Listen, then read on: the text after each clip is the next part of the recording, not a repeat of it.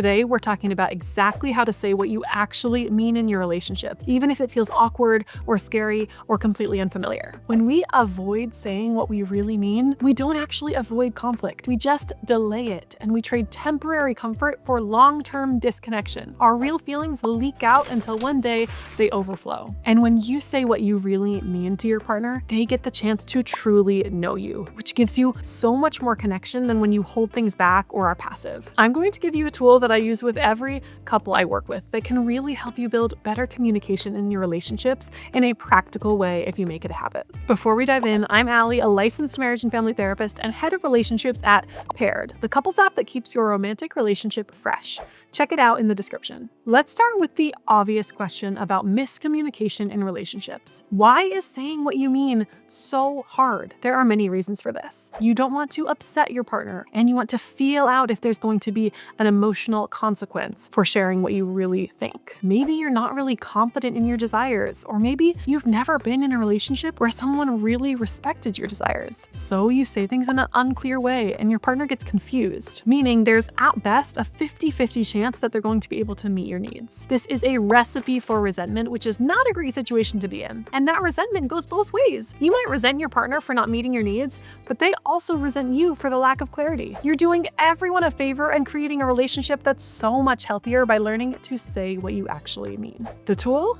Dear Man. So let's talk about how we begin to solve this. I want to introduce to you one of my favorite tools, Dear Man, which is a communication framework from dialectical behavioral therapy, and I teach it to all my couples. It lays out assertive communication in a very simple framework. Dear Man is an acronym. Each letter represents a step in assertive communication. D for describe, E for express, A for assert, R for reinforce, M for mindful, A for appear confident, N for negotiate. Let's break down what each of these means. D, describe. One of the biggest mistakes people make when bringing up an issue with their partner is that they attach a judgment to the situation from the get-go. This immediately puts your partner on the defensive, and things can go pretty badly from there. So we're going to do the opposite here and start with just a neutral observation, the facts, no judgment. An example of this might sound like, we agreed to alternate bedtime duties. I've done it the last 3 nights. Those are facts. That's not accusatory, and you're not saying you're mad about it. You're not saying that they're lazy or selfish. You're just laying out the facts. That sets the tone.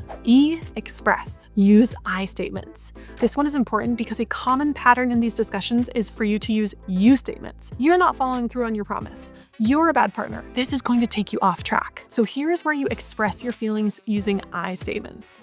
Instead of, you're being unfair, try, I'm feeling overwhelmed and a little frustrated. It might seem small, but that shift keeps your partner from getting defensive and opens the door to empathy. A, assert. Ask for what you need. Now, this is the part that can feel a bit scary. Asking for what you want, respectfully and directly. This sounds like, I'd really appreciate it if you could take bedtime tonight. At this point, you've already shared the facts of the situation and how it's affecting you, so they're more likely to understand where your request is coming from and hear you out. And when you're respectful, clear, and not passive-aggressive, there's an even better chance that your partner is going to be listening. R, reinforce. Explain the benefit. Now you reinforce why it matters, not just for you, but for the relationship.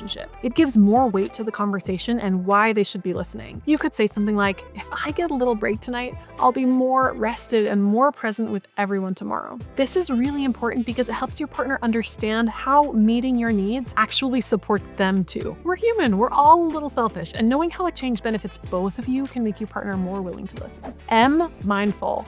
Stay on topic. Being mindful is so important in this context because it means stick to your topic. Don't bring up everything that's ever bothered you, and don't get distracted by attacks, guilt trips, or tangents. If you're talking about bedtime routines, don't pivot to the trash or the fact that they haven't planned a date night. Your conversation can go a million different directions. Stay focused and don't take the bait if your partner gets defensive. Just come back to your point gently. A, appear confident. In this moment, it's important to show confidence, even if this is hard for you and you're trying it out for the first time. This looks like using a calm tone, a steady voice, and body language that shows self-respect. You might feel a little shy asking for what you need, and that's okay, but your confidence shows your partner just how important this is to you. You're speaking like your needs matter because they do. N, negotiate. This is the final and most important step for long-term success. You've got to be willing to compromise or ask for your partner's input and work with them. Maybe your partner can't make bedtime tonight, so you say, would tomorrow work? Or maybe you could take Friday and Saturday instead. Relationships aren't about winning, they're about finding middle ground. And if you are able to negotiate with your partner, you will both be happier in the long run. Let's review the Dear Man steps in short one more time.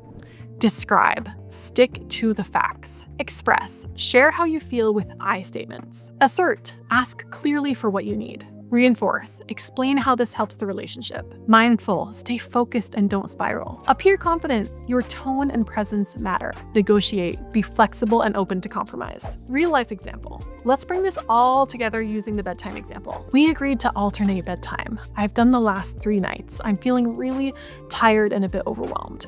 I'd like you to take bedtime tonight. That way, I'll be more rested and present tomorrow. Let's just focus on this for now. This is important to me, and I appreciate you listening. And if tonight doesn't work, can we pick another night this week? Dear Man is short, clear, respectful, and assertive. The more that you practice this, the easier it gets. Use this framework anytime you're unsure about how to speak up. It works, and it creates the kind of relationship where you both can feel seen, respected, and loved. And if this resonates with you, think about also sharing it with your partner so that you both have this framework. It works better if both of you are doing it. If you want to practice this kind of communication, the Paired app makes it simple. It gives you expert-led conversation prompts and exercises designed to help you and your partner talk it out clearly and calmly. Try it today, links in the description. Now, I would love to hear from you.